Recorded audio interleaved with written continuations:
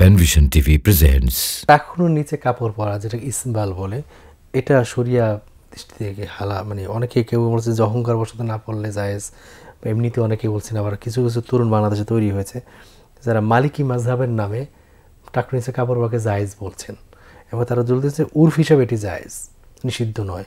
কোরআন সুন্নাহ আসলে কি বলে?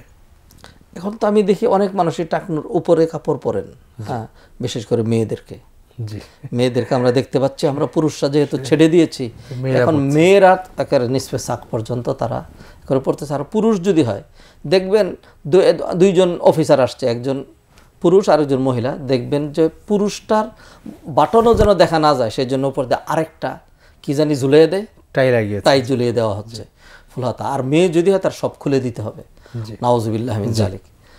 দেখুন, টাকনুর নিচে কাপড় পরা যেটা, এটা একটা আমার বলে দিচ্ছি, মহিলাদের টাকনুর নিচেই পড়তে হবে, আচ্ছা, ডেকেই পড়তে হবে। যারা টাকনুর উপরে পড়ছেন, এটা শুধু হারাম না, দায়েমি হারাম, প্রতিটা মুহূর্তে হারাম হচ্ছে, কবিরা গুনাহ হচ্ছে। সতর খোলা, আবার ডাকা হচ্ছে না, জঘন্য কাজ হচ্ছে, এবং ফিতনা তৈরি হচ্ছে, অন্যান্যদের মনে খারাপ ধারণা যেগুলো হচ্ছে সেটার জন্য কিন্তু অতিরিক্ত গুনাহ হবে। যাই হোক, পুরুষের জন্য টাকনুর নিচে কাপড় পরার যে দুইটা বিধান, একটা হলো কেউ যদি অহংকার ছাড়া এমনিই বেখেয়ালে কাপড় পরে গেছে, অথবা এমনিই কাপড়টা পরছেন, এমনি কোনো রকম চিন্তা নেই, কোনো ইন্টেনশনালি না,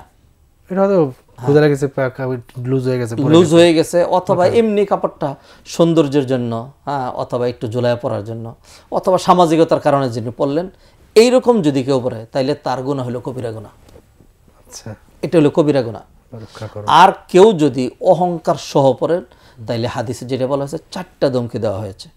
কেউ যদি অহংকার সহ পড়ে, তাইলে আল্লাহ সুবহানাহু ওয়া তাআলা তার সাথে কথা বলবেন না, তার দিকে তাকাবেন না, তাকে পুত্র পবিত্র করবেন না, হ্যাঁ, আর তার জন্য থাকবে পীড়াদায়ক শাস্তি। 4টা ধমকি দেওয়া হয়েছে।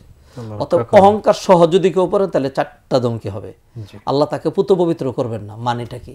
মানে হলো বহু মানুষকে আল্লাহ সুবহানাহু ওয়া তাআলা কিয়ামতের দিন জাহান্নামের শাস্তি দিয়ে পুত্র পবিত্র করে তারপরে জান্নাতে নিয়ে আসবেন।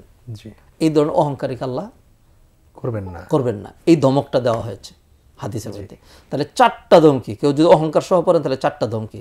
আর অহংকার ছাড়া কেউ যদি এমনি স্টাইল করে, বিনয়ের সাথে, অথবা বেখেয়ালে যদি পড়ে, তাইলে যেটা হবে সেটা হলো কবিরা গুনাহ হবে। কবিরা গুনাহ মানে কি? তওবা ছাড়া মাফ হবে না, কবিরা গুনাহ। তাহলে ন্যূনতম গুনাহ যেটা, মা আসফালা মিনাল কাবাইনি মিনাল ইজার ফিন্নার, এটা হলো সহিহ হাদিস। টাকনুর নিচে যে অংশটা যাবে সেটা জাহান্নামে যাবে। মৌলিক কাপড়গুলো যেমন জুব্বা, লুঙ্গি, প্যান্ট, পায়জামা, এগুলো, চাদর না। তারপরে হলো ওই যে মনে করেন জুব্বার উপরে যে আলখাল লাগাই দেওয়া হয়, যেটা আবায়া যেটা গায়ে দেওয়া হয়, এটা যদি লম্বা হয় অসুবিধা নেই, কারণ এটা মূল ড্রেসটা।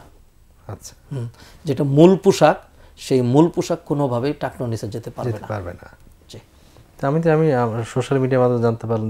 এবং কেউ যদি বলে এটা মালিকি মাযহাবের, কোনো মাযহাব নাই, সকল মাযহাবের একমত যে টাকনুর নিচে কাপড় পরা হারাম। সর্বনিম্ন বিধান যেটা, এটা হলো হারাম। আচ্ছা, এই ক্ষেত্রে কোনো মাযহাবের কোনো এক্সকিউজ নেই। কিন্তু প্রচলনের দোহাই দিয়ে এটাকে জায়েজ বলতে চায়, সেটা কি সুযোগ আছে? কোনো সুযোগ নেই। হারাম কাজ করছেন, হারাম প্রচলন হোক আর না হোক।